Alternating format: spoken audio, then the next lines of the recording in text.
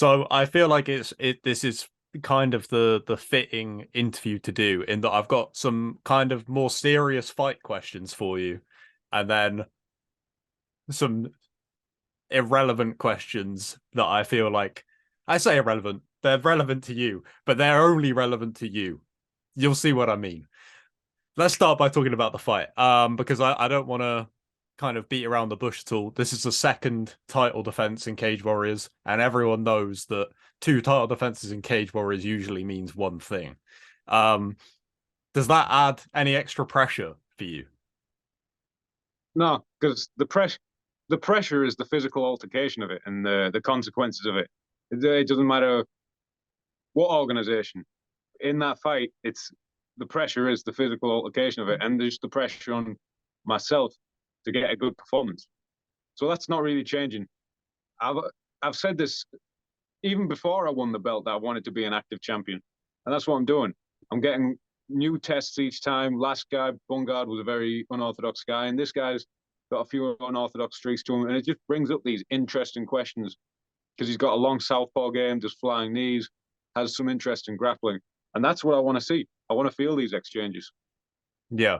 Um, I feel like the Bungard fight was so good for you, like you said, because of the experience he brings to the table. And Yann Liasse is another really exciting guy coming out of Europe. So it feels like a great step for you in that it's you fought the experienced kind of more UK regional guy who's been there and fought everyone. And now you've got this guy that people who have watched him on KSW are really excited about. There might be some people that haven't watched him yet who are going to get to see what he can do. So this second title defense feels like the perfect way to go, if that makes sense, in that now you're up against another really exciting guy from Europe as kind of a test to see who the best guy in Europe who needs to go up to that next level is. Does that make sense? Yeah, it makes sense, and it's another. He's a finisher as well, which is what's exciting. It's you know, he has a different kind of, almost a bit more like flamboyant with the jumping knees and uh, you know, diving in with the left straight. I'm more bread and butter almost. So there's a good style clash there. I hit the solid shots, the basics well. That's me. That's what I do. And I think that style is going to work a lot better over a 5 round fight. I don't think he's had a 5 round fight before in his career. That style's going to work so much better. Yeah. I would be completely missing a big opportunity if I didn't speak to you about body shots. It's going to come up for your whole career, right? Like, especially after the last couple of performances. I've seen you break it down before, kind of give some tips on how to land the perfect body shot. But can I get the definitive George Heartbreaker Hardwick body shot keys? So keys to the body shot. I mean, it's slightly different if it's a straight punch or a hooking punch, but we'll talk about the hooking punch, the left hook, because that's my main weapon that I've used. I've got the finishes off it. One is effort is the enemy. You can't have effort in it.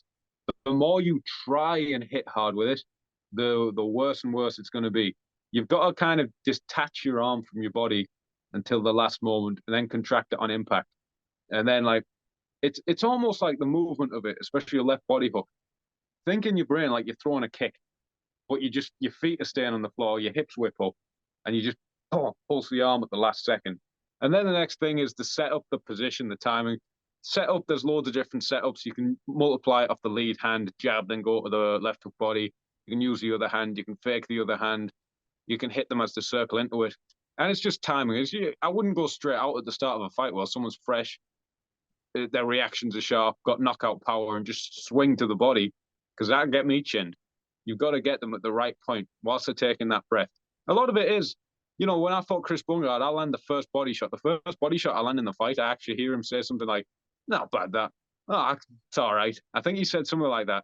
I couldn't understand the accent fully, but it was something like, "No, it's all right." And I'm not bothered because I'm just going to. A body shot doesn't have to finish someone to be effective. We like the body shot finishes, but it doesn't have to finish someone and crumple someone to be effective. Each one is just taking that bit of air out, bit of air out. And a lot of it's the timing of when they're breathing. If they're not braced for it, obviously you have no decision over when they're breathing. So you've just got to keep using it. And if you catch them whilst they're taking that breath out, a good feint can do that. Then it's really effective, especially round 3, late in round 2, round 3, round 4. People start breathing heavier. The breathing more rapid. You're more likely to hit them as they're breathing out and take the air open. Mm. The final kind of like serious fighting question I have for you is going back to last year when you were offered the chance to fight at UFC Paris. Because this is a big thing for Cage Warriors fighters is kind of getting themselves to a point where they're on the UFC's radar so that when they need someone, they know who to call. But the obvious other way to do it is to just keep on winning, and eventually you'll find yourself there through that process alone. Because when I first heard that you had had the opportunity, but you couldn't take it, I believe you said you had some injuries at the time that just made it not doable, right? So yeah, I had that war with Driscoll, and I think the length of time between if I had took that fight would have been 6 weeks between fighting Driscoll in a 4-round war and then fighting in the UFC Paris. But when I was offered it, it was like a week out. I'm in Crete, first proper holiday as an adult, and with my girlfriend. I'm 83, 4 kilos. I'd have to do some kind of surgeries or enemas to make weight. My nose was busted up. I hadn't done any live rounds for ages. I took a long break off of live rounds and just like, yeah. Oh, plus on top of all the head impacts, it just wouldn't have been the logical decision. I'd rather make a good, healthy Cage Warriors defense than completely compromise myself to make that UFC debut. And I got back to training soon because I was a bit bored. I thought, yeah, I'll just get back to training, start hitting the bag. I just made my knuckles really sore again. My knuckles were a bit of a problem after that fight. But I rushed back to training and made them sore. So it wasn't like wouldn't have been the most logical option. Yeah, I feel like so many fighters given that opportunity, if they did have to turn it down for reasons like you just said, would be thinking I might have missed the boat there. But obviously, because you've just kept winning and putting on, I mean, that last performance against Chris Bungar was so good that it's like you're gonna get there. If you keep on putting these performances together, you're gonna get there regardless. So in long term, it seems like you made the correct decision, to me at least. I mean, I'm still gutted that we didn't get to see the Mike Figlak fight. That's the one thing that hurts. I'm going to be honest. I really wanted to see that fight in Cage Warriors. I hope that we get to see it in the UFC, but it won't be 5 rounds. Yeah, but especially after we had that stare down that was like 10 minutes. So if people didn't know, when we both fought in UFC London, when I won the belt and he fought Sadari, we both kind of bumped into each other in the photo room. We thought, oh, let's do a little stare down. Me and my brother are like, do this stare down against the Figlaks. And obviously, Harry's a featherweight and Mateus is a welterweight. They're just having a bit of crack. Whereas me and Mike, we're in the same division. Yeah, it was a different intensity. So we just like stared at each other for 10 minutes. So maybe it'll be due one day. Yeah, that's my favorite part about that whole thing is you guys are so intense, whilst Harry and Matt are just chatting. They're just in a completely different world to you in that moment, where absolutely phenomenal stuff. I gutted that we didn't get to see it, but like I said, fingers crossed for the future. Um, you have one of my favorite Instagram profiles of any fighter. Um, I think that your personality comes across so well in the videos. And you say some baffling things every now and then that just sticks in my brain. So what I did earlier is I went through and kind of made a note of some of them. I just want to get your reactions to some of these things. Kind of the key points, I think, of your Instagram page that are absolute highlights for myself. And I would be doing myself a disservice if I didn't start with one of the most iconic moments in Cage Warriors history. Get this man a pizza. I've never seen you that intense about anything, but you say it with such ferocity. You seem genuinely annoyed in that moment that he didn't accept the pizza. Well, yeah, and he liked his kind of alpha posturing, shall we say, and it just made it more satisfying. I kind of thought, yeah, I'll say that after if I win, and then there was a lot of nerves for that fight. That was first fight at lightweight for a while. First time going through the cut again. He was a former champion at Cage Warriors, and I never fought someone of a championship caliber. Obviously, he was featherweight, but it's still threatening. So there was a decent bit of nerves for that fight. And the thing with that fight is that I don't feel like I tuned down after the fight because Harry fought immediately after. Well, not immediately, but like straight after, a couple of fights after. So there was no sense when I won that fight that the job was done. Hmm. There was no immediate got the win. So yeah.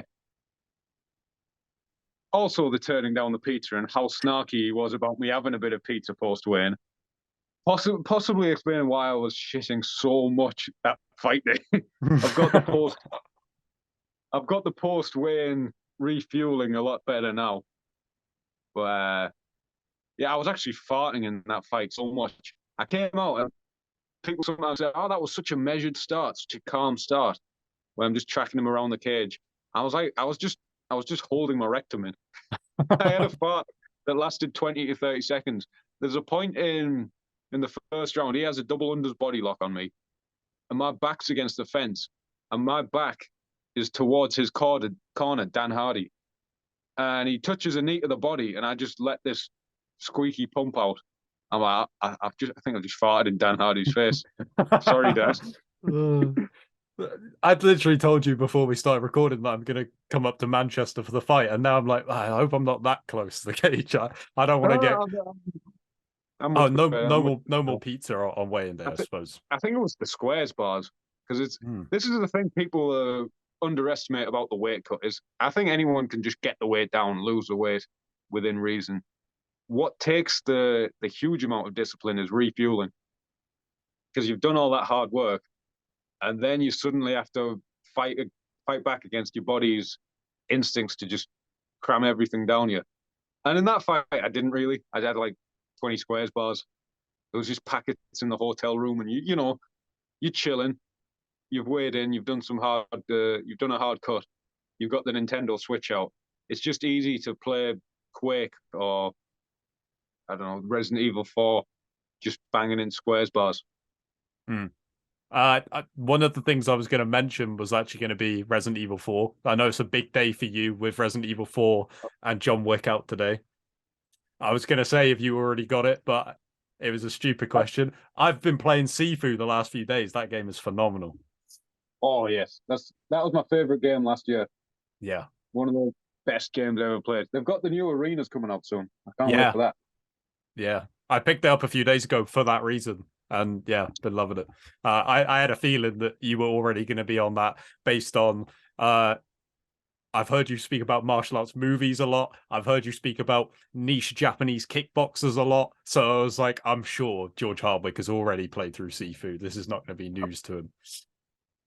But probably about 50 times. I can just got to the level now where I can just boot it up, bang a playthrough through in like an hour or 20. And also, I heard you speak about Resident Evil 4, the original version, in a previous interview from like a year ago or something. So I was like, there's no way he's not playing that remaster today. Yeah, that was before the Driscoll fight. I got it on the Switch. Mm. So I've owned it on PS2, PS3, PC, PS5. Now I've got the remake on PS4 and PS5. If I finally get that Steam Deck, which my whole career is aiming for, then I'll get it on that as well. But yeah, that was before the Driscoll fight where it was that heat wave, and I was just filling time, dieting, cutting weight in that week. You know, you've got to kill time whilst you're hungry and keep your mind distracted. I'm playing Resident Evil 4 in the middle of a heat wave, and I noticed whenever the enemies, the Ganados or the monks or whatever, would pop up on screen and the music would happen, I'd be fighting them. Sweat would start dripping. I'd manage to beat them all, and then it would stop. The fighting stops, the music dies down, and then I'd stop sweating. And then the enemies would come back on screen, and I'd start sweating again. Yeah, I was just playing Resident Evil 4 all week that week. I know that you've said before that the Steam Deck is a big priority for you. Another thing that you said on your Instagram was that if you win a UFC bonus, you're going to get your dream car, a Citroen C6. Is that still the plan as well? Oh yeah, I'd love a Citroen C6. Like, you don't. It's got that big, spacious luxury quality, but it's not got German Audi energy. It's not got BMW energy. Or what's worse than BMW or Audi energy now is the Tesla energy.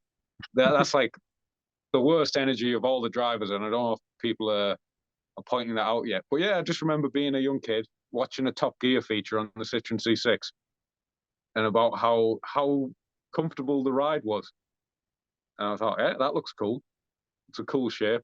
I sat in one at a London Motor Show when I was a kid. I thought, wow, that's a comfy car. I've just always wanted one. Fair enough. Yeah, fair enough.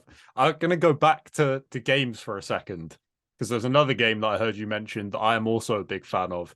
And all I have to do because it is right underneath my desk.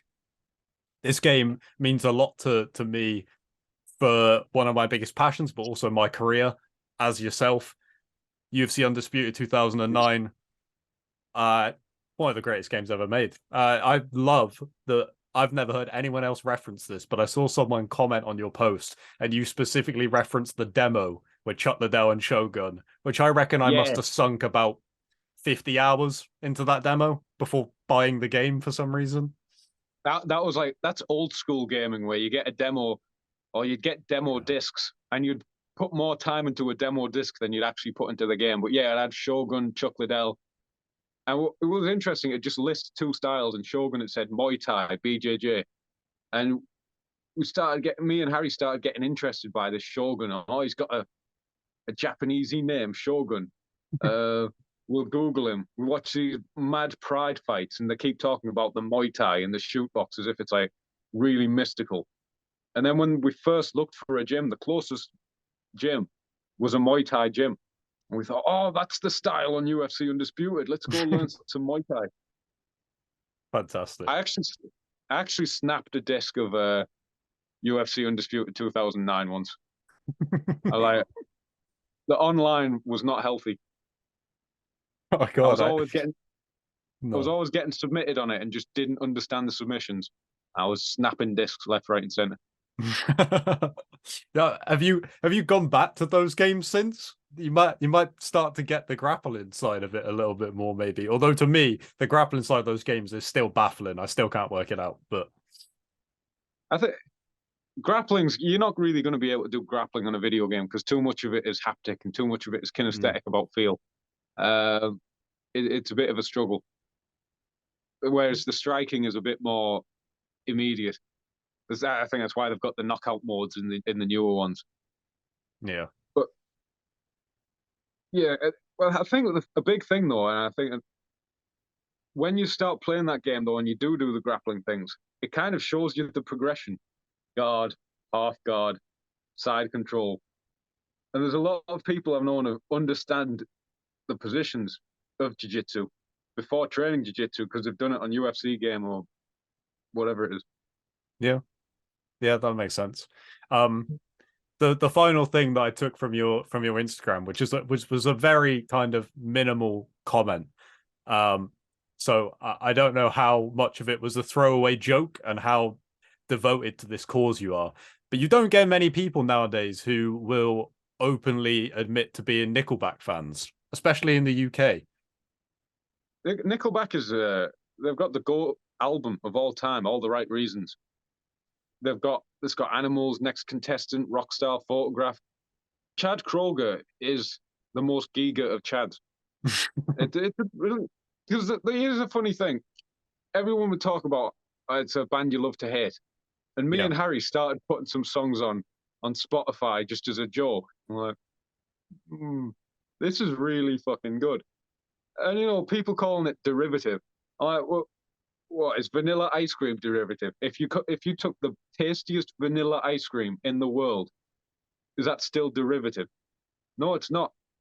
Nickelback make bangers after banger. there you go. I had a feeling that it wasn't a throwaway joke and that it was completely serious. Not that I'm saying that's a bad thing. Fair play to you. Um, the final thing, another thing that I know that you are really passionate about, which of course you would be, chicken parmo. Um, Never had one myself. I don't live anywhere towards the north, so it's not very accessible for me. All I had to do was Google it, and I found quotes from somebody called Ruth Watson, who I don't actually know, but she said on national TV that it is the Antichrist of cooking. I also found a statement from the National Obesity Forum chairman, who ironically is named Tam Fry, which I think is quite funny. He said you would have to be an Olympic athlete to eat a Parmo without having an effect on you.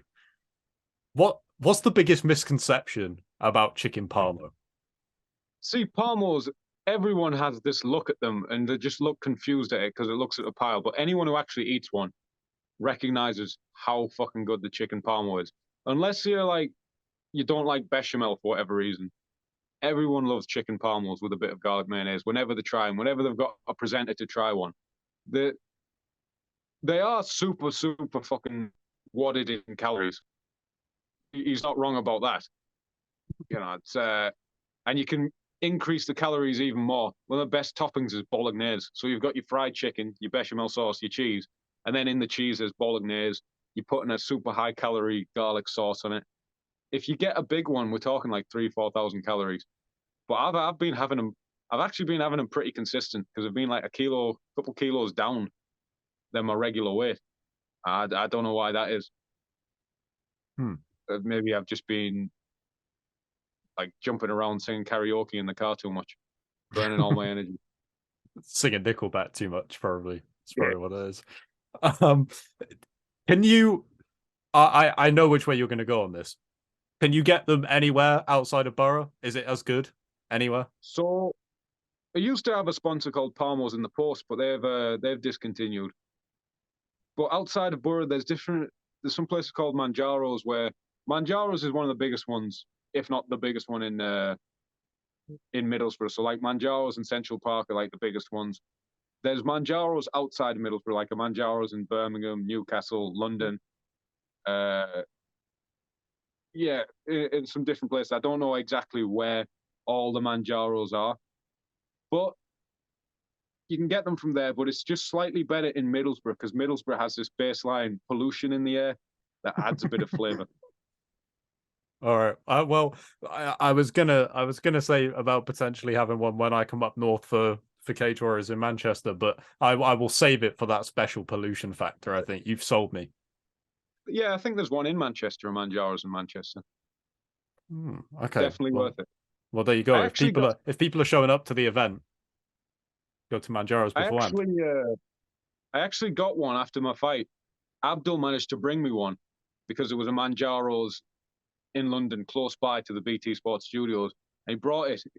You know, it was cold, but it's still delicious when it's cold. It was in a takeaway box for me to have immediately after the fight. And I'm expecting this properly uh, golden brown Parmo, like standard.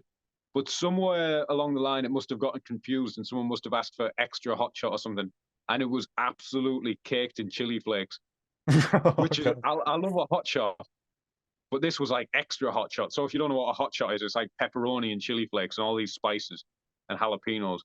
And you know, I've just fought. I'm really dehydrated. I just want that plain chicken.